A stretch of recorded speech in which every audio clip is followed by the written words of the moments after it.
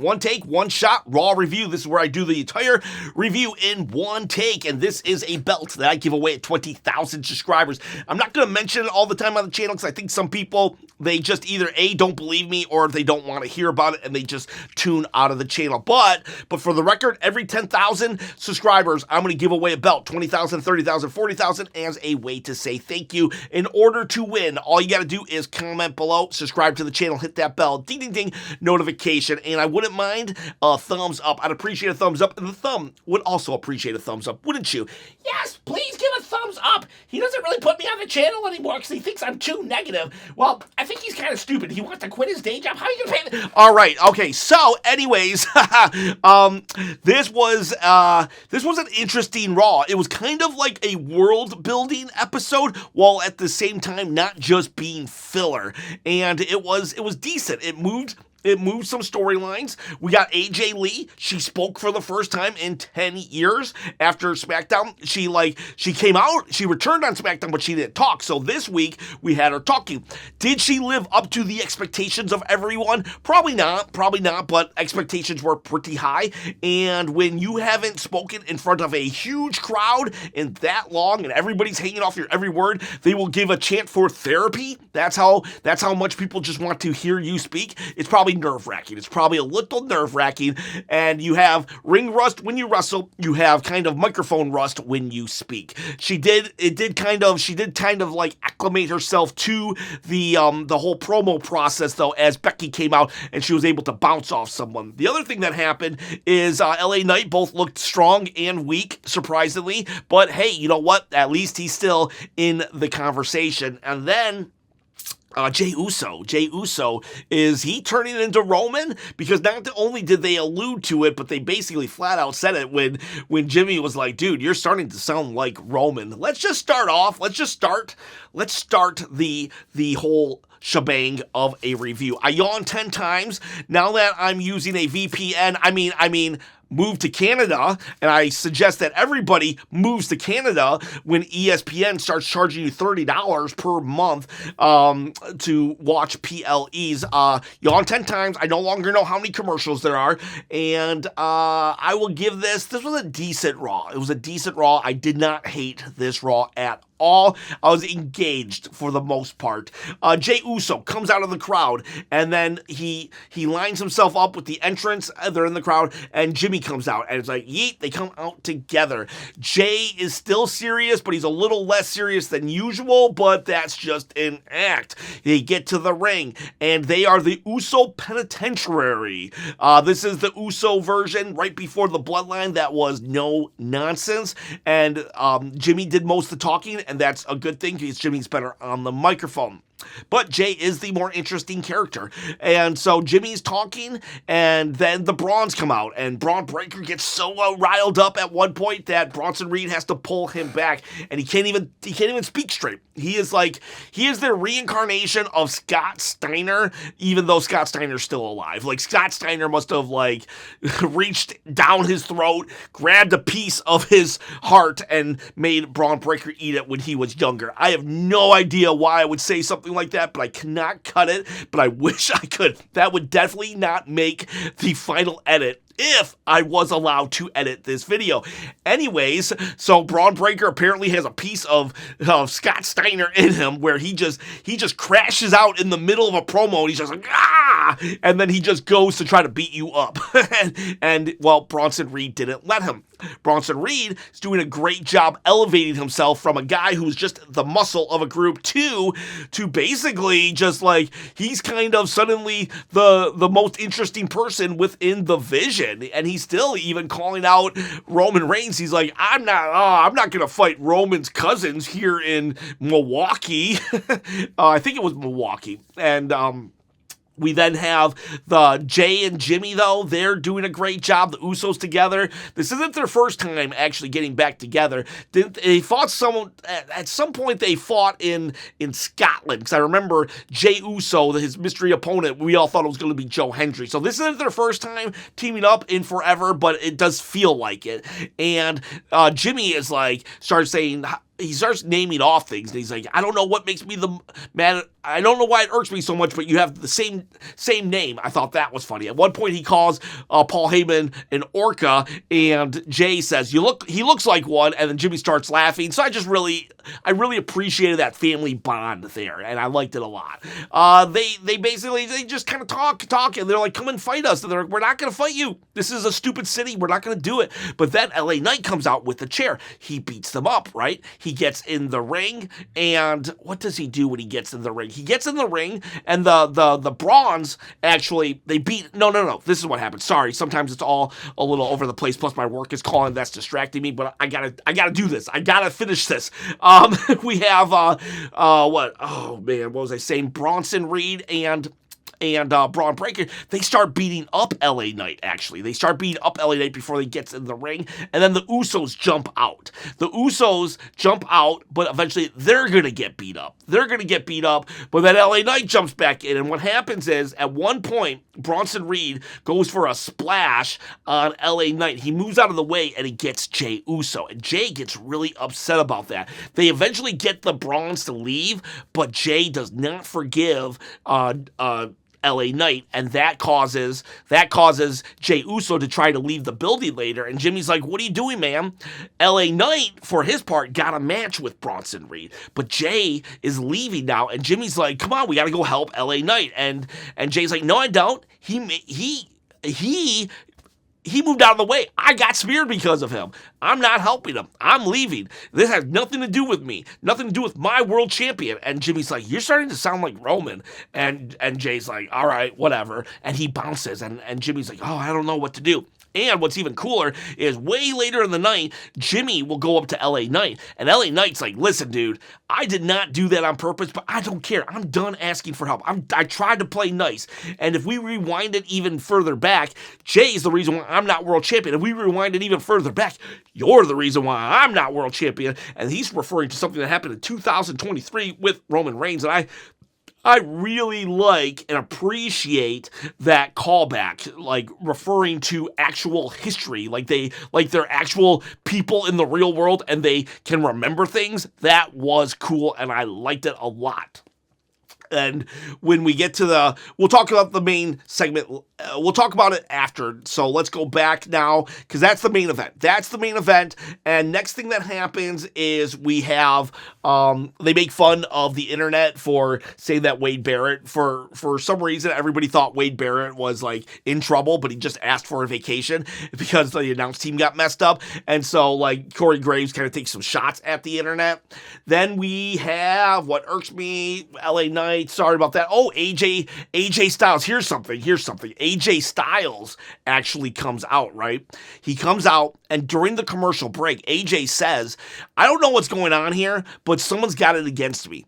I don't have any backup anymore. I no longer have Gallows and Anderson, who got released like in 2023, I think, and Meacham is over there on SmackDown. Meacham was actually a part of the OC for a little bit, and he's like, someone's out to get me. And I'm saying this on commercial break right now, so people in the U.S. aren't even going to hear this. And so that was kind of like, head scratcher. And he's fighting Grande Americano. There is another Grande Americano guy-esque that does come out. And Grande got new music too, which is pretty cool. And that guy's getting in the way, but then Dragon Lee comes out and helps AJ Styles. And that allows for AJ Styles to actually give Grande Americano his first loss in decades. Grande has not lost unless you count like quadruple threats in AAA.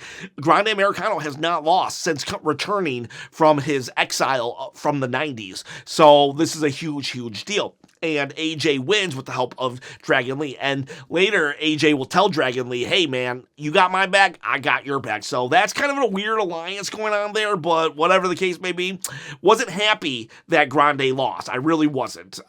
If they want to play up this fact that AJ, there's somebody out to get AJ, then honestly, AJ should have lost this match. I love AJ Styles. I just did a video on AJ Styles 2 days ago, booking him, saying how he needs, how to book his retirement year. But if the world's out to get AJ, then he could have lost here. I really think that he should have probably lost here, but Whatever. Let's move on. But that commercial promo was pretty interesting.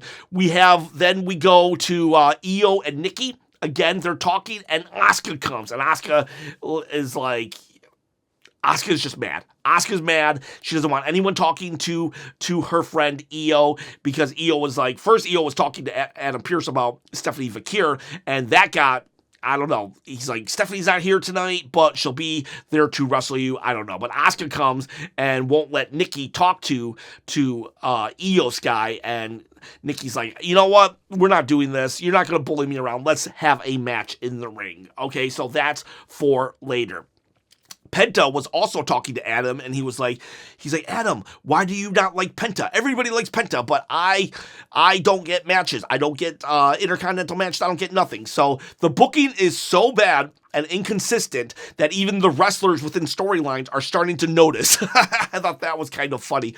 And Rusev comes and says, Adam, where's my title match? I beat Sheamus, I become world champion. You're not sticking to the plan. And so Penta and Rusev didn't know I wanted that match, but I'm getting it. New Day, they had a segment during commercial, funny, thank God for the New Day. They are a joy to watch, even though they are mourning. They've put the mourning in front of each of their names, so there's Mourning Grayson, Mourning Kingston, and Mourning Woods right now. So we just gotta mourn with them. We have, I couldn't believe I got through that with a straight face. Penta will lose to Rusev because the New Day will come out. Some of this is not in order. The print is very small, and I gotta get this review done. So, it might not be in order, but it's all gonna be there. And so the New Day come out during the match. They distract Penta. Penta will actually lose. Penta comes off the top rope and a Mashka kick right to the face. Surprisingly, Rusev won. What they got to do is keep the heat going. I am not really on board this whole, whatever they're doing with Rusev yet, but if they continue what they did with Sheamus and Penta, and they don't let Rusev just be gone off TV for 3 weeks before they let him beat someone else, I might be able to get on board. I wasn't on board with the Asuka storyline, and now I am, because they kept going every week and building upon it. So Rusev now needs to go to next week and build upon this victory right here. We don't need 24 weeks of Penta and Rusev, though. We just don't. And 50-50 booking. Just move on and let Rusev go after someone else now. Just build his character up, and maybe I can get on board. We also have Lyra Valkyria and Raquel Rodriguez. I was very confident that Raquel was going to lose, and I didn't want her to lose. I think Raquel has been the most improved wrestler of 2025, and she won. I couldn't believe it, and it was a very long match. I think it should have went 5 minutes, probably maybe 3 to 5 minutes shorter, but overall, all in all, it was a stellar match, and I'm very happy that Raquel won, and I was surprised. I was very, very surprised. We will then go to there was one move in that match though where Raquel was holding on the ropes, like she was on the second rope, and Lyra had tried to do a flip. You know how they do that Nia Jax power bomb from the buckle? It was kind of what that was supposed to be here, but Raquel never let go. So Lyra was literally just upside down holding on to Raquel, trying to get her to budge. That was really cool and unique. I liked it a lot. Let's see. This is where we have the AJ Lee matchup. First time ever on WWE TV. AJ Styles and AJ Lee on TV together. It's really messing with my dyslexia. I'm not even gonna lie. So just bear with me. If I say AJ Styles during an AJ Lee match or something, please just read what I mean, not what I'm saying, I guess. Do what I say, not what I do. AJ Lee does her interview, right? And Becky Lynch will eventually come out and interrupt her after AJ was able to get her welcome back accolades from the crowd. And then Becky Lynch interrupts and says, "You're wearing my belt because she is wearing the Intercontinental belt." And AJ Lee says, "You want it? Come get it." She puts it on the ground. "I'll give it to you if you accept the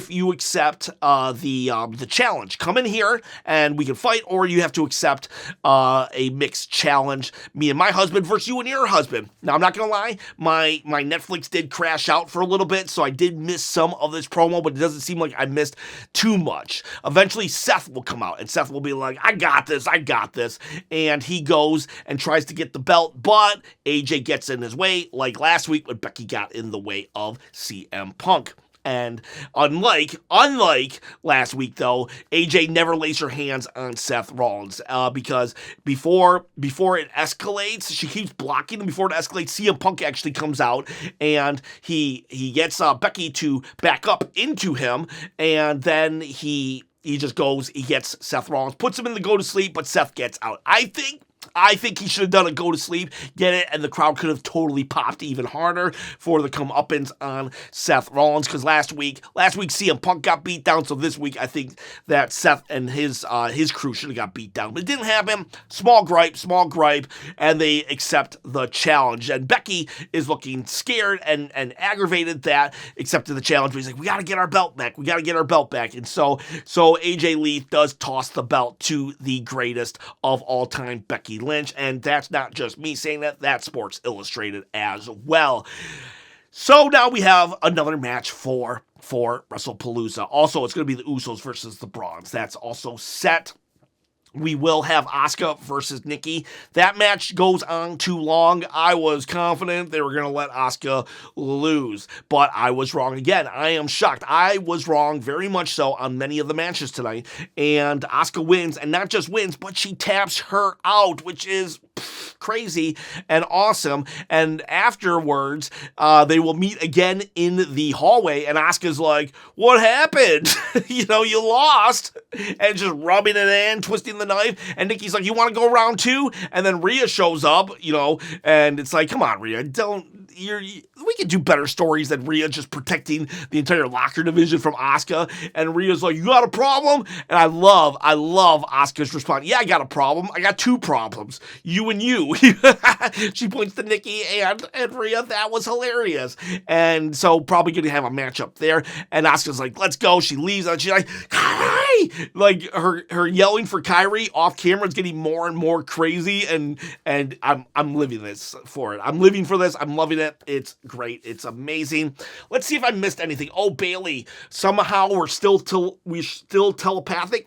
We can hear Bayley. I love that they're doing what they're doing with Bayley. I really do. But I don't like how we can hear her. Why can't I hear Penta? Like, for real, why can I not hear Penta's thoughts, but I can hear Bayley's thoughts? It really takes me out of it. But I will say this.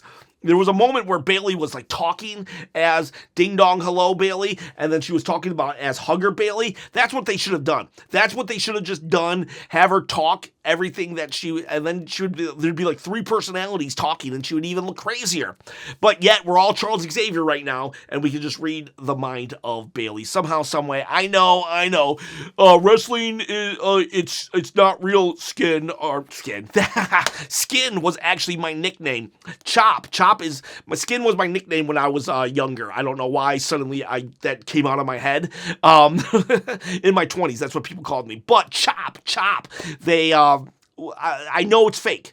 All right, but still, we need to believe that it's real. We got to forget that it's fake and know and believe that it's real while we watch for 2.5 hours. It needs to be real. And so when suddenly I have the powers of Charles Xavier, that's not legit. Why don't they just let Penta fly? Why don't they let Penta fly? If I can read the thoughts of Bayley, then why is it so absurd to have Penta literally flying around on a harness, and we just have to assume that he has the power of flight? You get what I'm saying? But again, I'm glad they are doing something with Bayley. It's not the end of the world. We will then go to Judgment Day. They're upset with Dominic Mysterio for enlisting the help of Grande Americano. And he's like, dude, I need some help too. And he storms off. Roxanne Perez goes to chase him. And then we get to our main event segment. LA Knight has already told Jimmy, he's like, if you want to help, don't help. I don't need that help. And he goes and fights Bronson Reed. And Braun Breaker will interfere here and there. Not the end of the world interference, a light interference. But the thing that was really weird, Death Valley Driver is what LA Knight lost to. He lost to it after being distracted, but it's like, we couldn't tsunami the guy? The tsunami is like the most protected, devastating finish right now in WWE. Like, let's get a tsunami on the guy. But they didn't. So it was a little strange, a little underwhelming when it was just a Death Valley Driver. I don't mind actually when secondary moves do cause the pinfall, but they got to be consistent with it. You know, if it doesn't always have to be a finisher, fine. But if it's always going to be a finisher, then you should have done the tsunami. Regardless, they beat him up. Jimmy Uso comes out, and eventually Jimmy Uso starts to get beat up. And that's when Jey Uso comes. It looks like Jey stayed behind after all. He did not leave. He comes out. He eventually it's 3-on-2. The Brawns, they have to kind of run away, lick their wounds. And while that's happening, you know, you got LA Knight standing, Jimmy standing, and Jey spears LA Knight out of nowhere. Now, last time Jey super kicked CM Punk out of nowhere, at least they were walking into a fatal four-way. But right now, LA Knight and Jey Uso, they're not walking into any matches together. So the fact is, Jey just attacked LA Knight, who is a face. And Jimmy's like, what are you doing, dude? And Jay's like, we're even now. We're even. We're good. Don't worry about it. So in Jey's mind, he's even. Right? He's like, we're good. We don't got no problems. But when LA Knight wakes up, he's going to have a problem. He's going to have a problem. He's going to be like, that was an accident what I did. What you did was on purpose. And I love that. I love that Jey Uso is crashing out. I love that when Roman Reigns gave Jey Uso that pep talk, it didn't just go in one ear, out the other. No, it stuck. It stuck. And when he lost and did not win the world title against Seth Rollins in that fatal four-way, now we're seeing the domino effect of it, and Jey Uso is becoming more and more like Roman Reigns, the tribal chief, and I'm loving it. Jey Uso has way more character now than just this. He has way more characters than just this, and I'm all for it. I'm all for it. This was a decent Raw. I'm going to give it 7. 1, 2, 3, 4, 5, 6, 7 chops out of 10.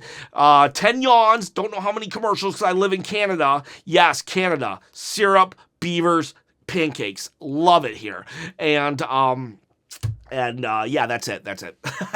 I have hot takes also. Go leave a hot take on the community post. Go to the main channel, community post, and you can leave a hot take for tomorrow's video. Gotta go. I have I'm going to be at work until midnight tomorrow, so it's going to be a long, long day, so I got to wake up early for your hot takes. Boys, girls, have yourselves a great evening, a great day, a great year. If somehow, some way you're watching this in 2053, have a great 2053 and 54. See ya, bye.